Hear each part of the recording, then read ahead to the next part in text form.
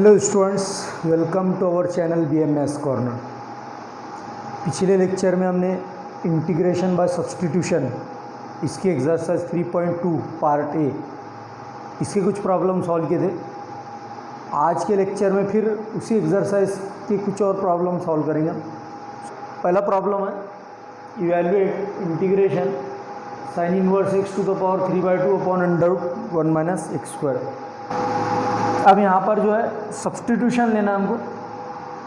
कोई ऐसे फंक्शन के लिए सब्सटीट्यूट कर लो t कि उसका डिफरेंशिएशन दूसरा फंक्शन वो भी इसी इंटीग्रल में होना चाहिए।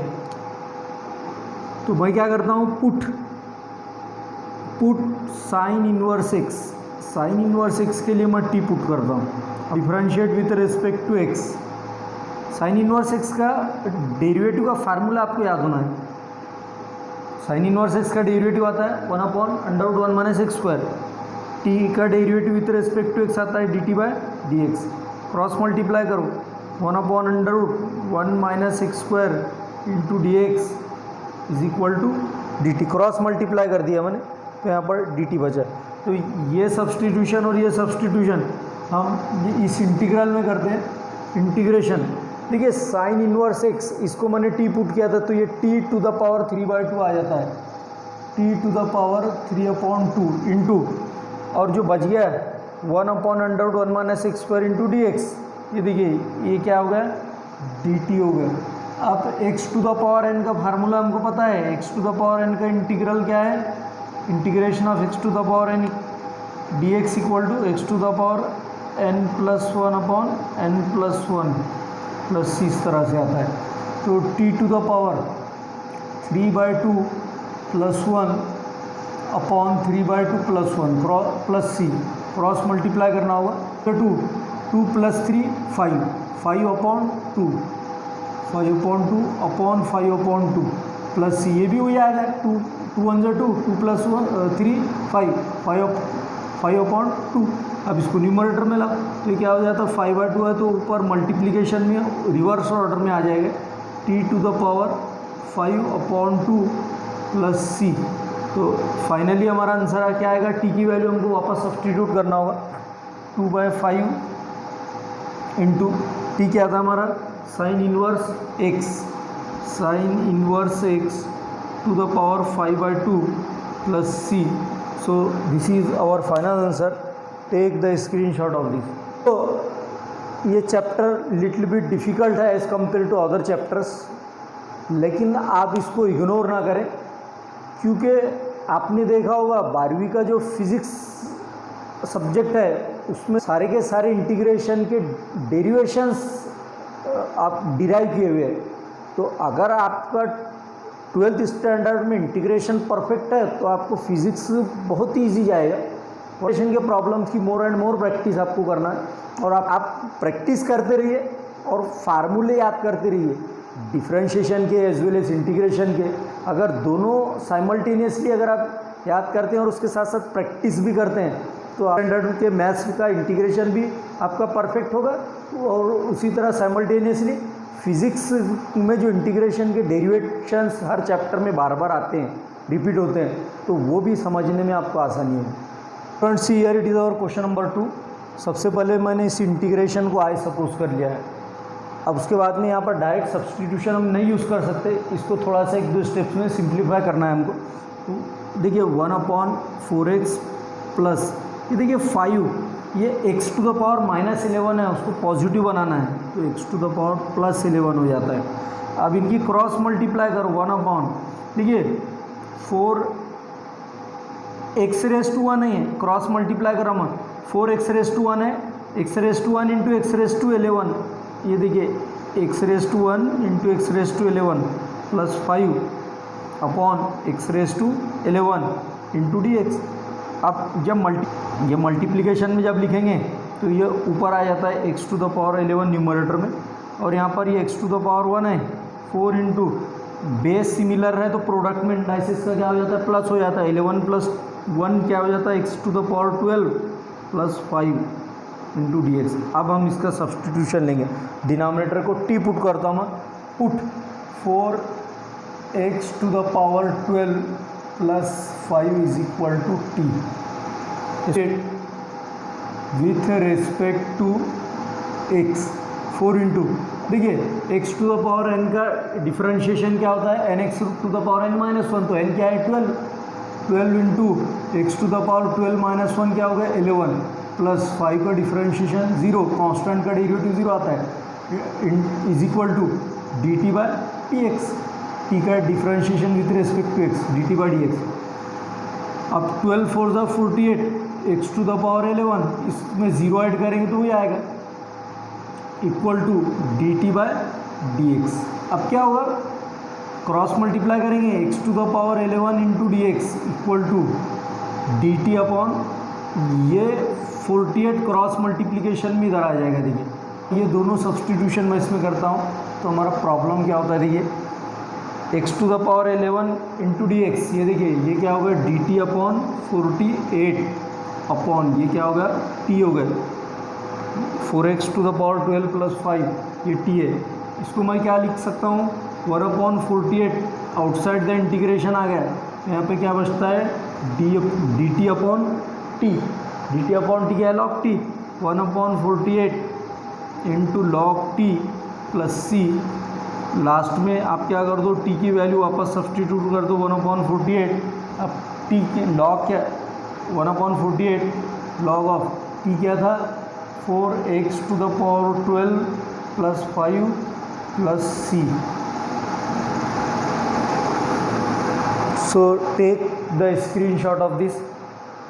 जिन स्टूडेंट्स ने BM मैथ्स कॉर्नर इसको अब तक सब्सक्राइब नहीं किया है वो जल्द से जल्द इस चैनल को सब्सक्राइब करें ताकि आने वाले नेक्स्ट लेक्चर का नोटिफिकेशन आप तक पहुंच सके और ज़्यादा से ज़्यादा स्टूडेंट्स को इस लेक्चर का फ़ायदा हो।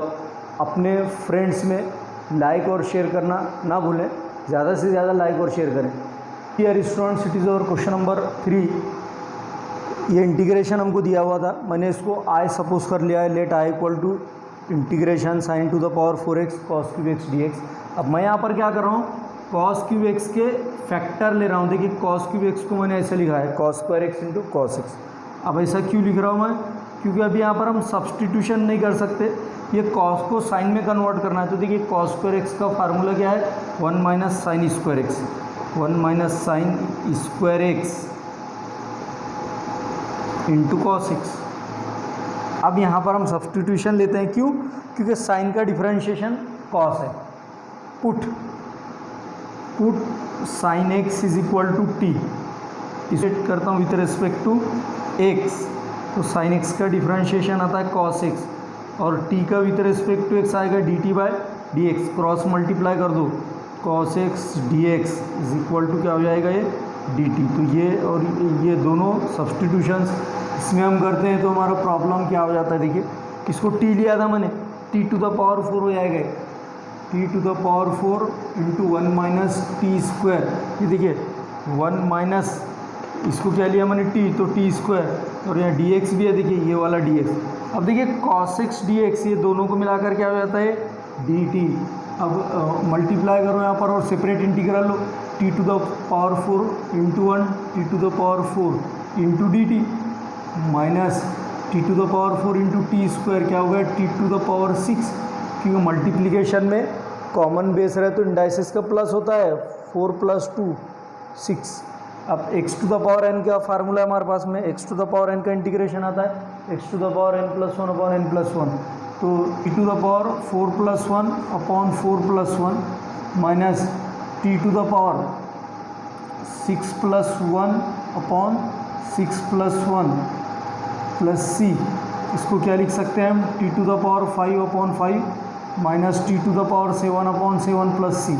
और लास्ट में क्या करेंगे t जिसके लिए हमने अज्यूम किए थे वो वैल्यूज़ की वापस कर दो t की, साइन एक्स है t equal to sine x, तो ये क्या हो जाता है sine to the power 5x upon 5 minus sine to the power 7x upon 7 plus c। So it is the final answer, take the screenshot of this. Friends यहाँ ये हमारा question number 4 है, इवैल्यूएट दिस इंटीग्रेशन। मैंने इस integration को पहले I suppose कर लिया है। अब यहाँ पे डायरेक्टली हम सब्सटीट्यूशन यूज़ नहीं कर सकते, इसको न्यूमरेटर और डिनोमिनेटर को हमको cos स्क्वायर एक्स से डिवाइड करना होता है। ये देखिए मैंने लिखा है यहाँ पर, और जब मैंने लिख दिया तो फिर हम क्या कर रहे हैं, न्यूमरेटर को भी cos स्क्वायर एक्स से डिवाइड कर रहे हैं और डिनोमिनेटर को भी cos स्क्वायर एक्स से हम डिवाइड कर रहे हैं। तो देखिए यहाँ पर क्या होगा, ये √10x इंटू, अब देखिए 1/cos किसका रेसिप्रोकल है, cos सेक का है, तो 1/cos स्क्वायर को हम न्यूमरेटर में लाते हैं, 1/cos स्क्वायर का हम रेसिप्रोकल लेते हैं सेक स्क्वायर एक्स। अब देखिए यहाँ से एक cos और एक cos कैंसिल हुआ, sin/cos क्या बचा, tan, sin/cos क्या होता है, tan होता है। तो इसका फार्मूला न्यूमरेटर में रूट tan जो है रूट में है, ये न्यूमरेटर में नहीं चाहिए हमको, ये रूट जो है डिनोमिनेटर में चाहिए, क्योंकि न्यूमरेटर में अगर हम रूट में रखते हैं तो ऐसा कोई फार्मूला अप्लाई नहीं होता और ना ही हम सब्सटीट्यूशन ले सकते हैं यहाँ पर। तो ये रूट डिनोमिनेटर में लाने के लिए मैं क्या करता हूँ, इसको रैशनलाइज करता हूँ। रैशनलाइज यानी क्या करना होता है हमको, हमने 11th स्टैंडर्ड में सीखा है, जो भी फंक्शन न्यूमरेटर में या डिनोमिनेटर में रूट में रहता है उसी रूट वाले फंक्शन से न्यूमरेटर और डिनोमिनेटर को मल्टीप्लाई करते हैं, वो कहलाता है रैशनलाइजेशन। ये देखिए मैं क्या कर रहा हूँ, न्यूमरेटर और डिनोमिनेटर को √10x से मैं मल्टीप्लाई कर रहा हूँ, ये देखिए dx is equal to integration.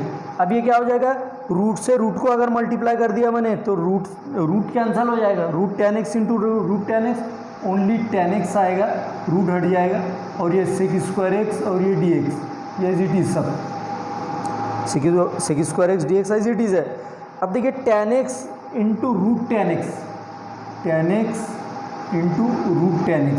अब देखिए अगर मैं यहाँ पर tan और tan कैंसिल कर दूँ तो आप देख सकते हैं यहाँ पर सेक क्या बचा है, sec square x dx upon √10x। देखिए जो रूट यहाँ पे √10x जो न्यूमरेटर में था, मैंने रैशनलाइजेशन लेने से √10x कहाँ पर आ गया, डिनोमिनेटर में। अब हम सब्सटीट्यूशन लेंगे, put tan x is equal to t, सिर्फ tan x लेना है, अंदर जो फंक्शन है उसको t लेना है, differentiate with respect to x, tan x का डिफरेंशिएशन आता है sec square x equal to dt/dx, t का derivative with respect to dt/dx, cross multiply कर दो, sec square x dx equal to आता है dt। तो ये सब्सटीट्यूशन इसमें करते हैं तो हमारा क्वेश्चन क्या हो जाता है फिर, अब ये सेक स्क्वायर एक्स dx क्या हो गया, dt अपॉन √t।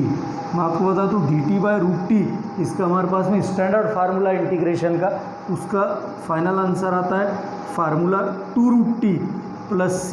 तो आंसर आएगा हमारा 2 इंटू √t, किसके लिए अज्यूम किए थे हमने, tan x, 2√10x plus c। So take the screenshot of this.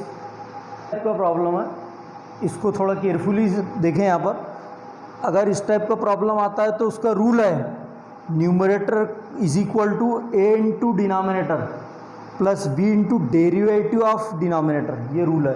तो ये रूल हम इस फंक्शन के लिए अप्लाई करेंगे। देखिए न्यूमरेटर क्या था, 4e⁻x - 25 is equal to a into denominator 2e⁻x - 5 plus b into derivative of denominator.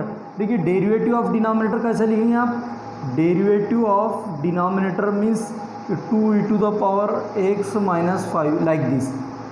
यहाँ पे a⁻x - 25 is equal to a into 2e⁻x - 5 plus b into, अब देखिए जहाँ पे d/dx है सिर्फ उसी ब्रैकेट का डेरिवेटिव आएगा, इसका नहीं आएगा क्योंकि यहाँ पे d/dx नहीं है। 2 एज इट इज़ e⁻x का डेरिवेटिव e⁻x - 5 कांस्टेंट है, उसका डेरिवेटिव 0 आ जाएगा। अब ये हम कई के लिए यूज़ कर रही है इक्वेशन, हमको यहाँ पर a और b कांस्टेंट्स की वैल्यू फाइंड करना है, इसको सिंप्लीफाई करके। तो देखिए मैं क्या करता हूँ, 2a e⁻x मल्टीप्लाई कर दो -5a प्लस 2b e⁻x। अब हम क्या करते हैं, एक साथ लिखते हैं। ये एक जैसा क्यों हो गया, क्योंकि यहाँ पर e⁻x है। देखिए दो तरह के टर्म मिलेंगे यहाँ पर, ये दो तरह के टर्म कौन से हैं, एक तो e⁻x वाला टर्म उसको एक जगह करना है, दूसरा कांस्टेंट टर्म उसको दूसरी जगह लिखना है। तो 2a e⁻x plus 2b e⁻x, ये -5 लास्ट में आएगा क्योंकि कांस्टेंट टर्म है। 4e⁻x - 25 इक्वल टू, यहाँ पर कॉमन ले लो आप, E to the power X common आएगा तो 2a प्लस 2b, ये ब्रैकेट में आता है E to the power X common लेने के बाद minus 5a।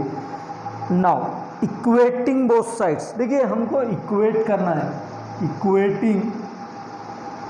Equating both sides, दोनों साइड को अगर मैं इक्वेट कर दूं तो देखिए पहला टर्म इक्वेशन के फॉर्म में हम अगर लिखते हैं तो यहाँ से क्या होगा, E to the power X cancel from both side, तो पहली इक्वेशन क्या आएगी, 2a plus 2b equal to 4, 2a plus 2b equal to 4, therefore dividing by 2, पहली इक्वेशन आती है हमारे पास a plus B is equal to 2, 2 1 जा 2 हो गया, 2 1 जा 2, 2 2 जा 4, और दूसरी इक्वेशन देखिए यहाँ पर -5a equal to -25, -5a equal to -25, therefore minus minus plus होगा, 5 1 जा 5, 5 5 जा 25, तो a की वैल्यू आ रही है 5, ये आ गया हमारा a।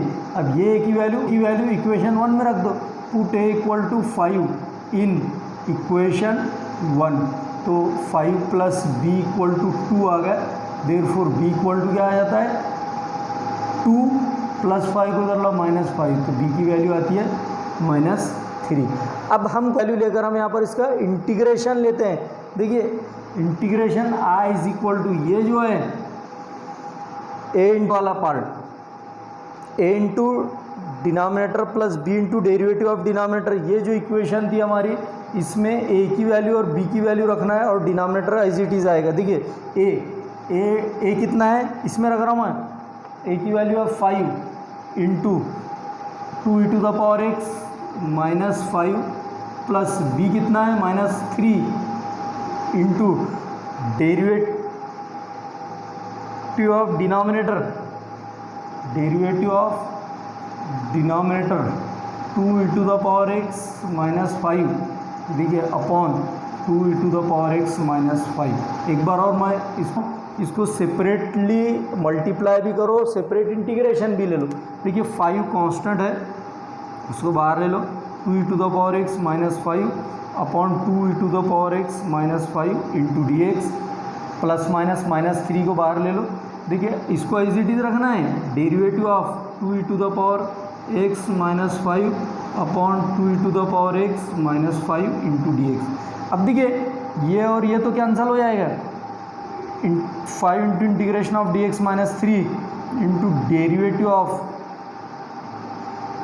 2 E to the power x -5 upon 2 E to the power x -5, ये डेरिवेटिव है, derivative of into D x. अब देखिए फाइनल आंसर है हमारा 5 इंटू डी एक्स का इंटीग्रल आता है एक्स -3 इंटू, अब देखिए यहाँ पे किसका डेरिवेटिव है न्यूमरेटर में, डिनोमिनेटर का, तो मतलब अगर इसको मैं एफ ऑफ एक्स ले लूँ डिनोमिनेटर को, तो एफ ऑफ एक्स उसका डिफरेंशिएशन यहाँ पर है, तो integration of F dash X upon F of x, इसका हमारे पास में इंटीग्रल है। ये देखिए मैं आपको बताता हूँ,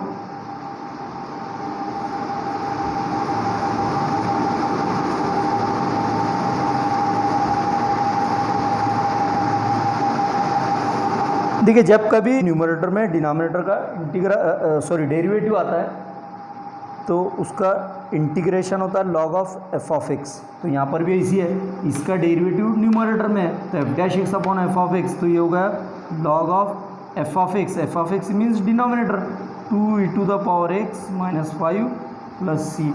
तो this is the final answer, take the screenshot of this. Students को आज के लेक्चर में या आज की किसी प्रॉब्लम में अगर कोई डिफ़िकल्टी है तो कमेंट बॉक्स में जाकर कमेंट करना ना भूलें।